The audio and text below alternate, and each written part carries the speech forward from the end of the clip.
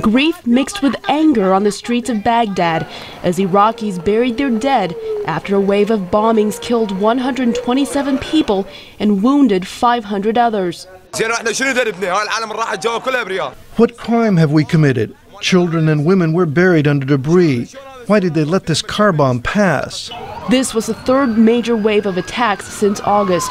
In their wake, U.S. Defense Secretary Robert Gates traveled to Iraq for meetings with the country's president and prime minister.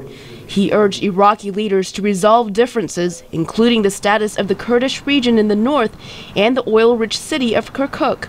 At an airbase near Kirkuk, Secretary Gates told American troops that the U.S. still plans to pull all U.S. forces out of Iraq by the end of 2011.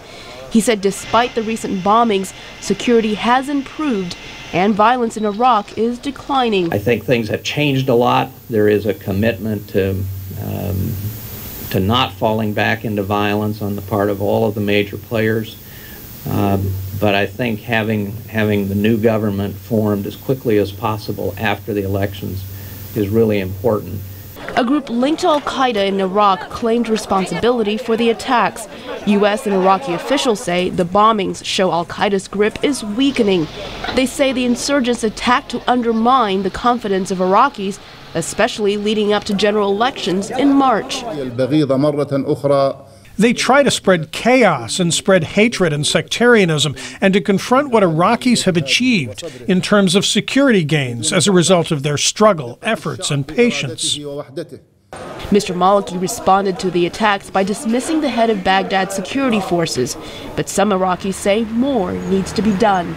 The commander of Baghdad's military operations is one person. We should change all security commanders because they have proved their failure during the past 3 years.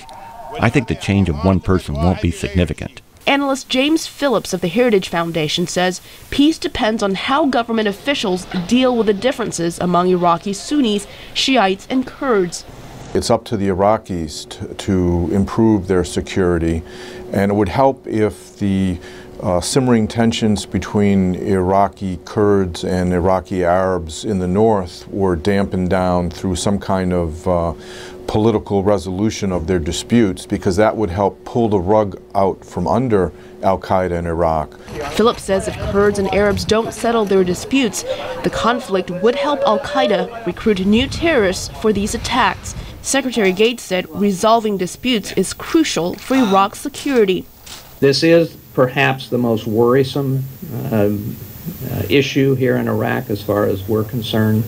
Gates said even after American ground forces leave Iraq in 2011, the U.S. Air Force could continue to play a role. Elizabeth Lee, VOA News.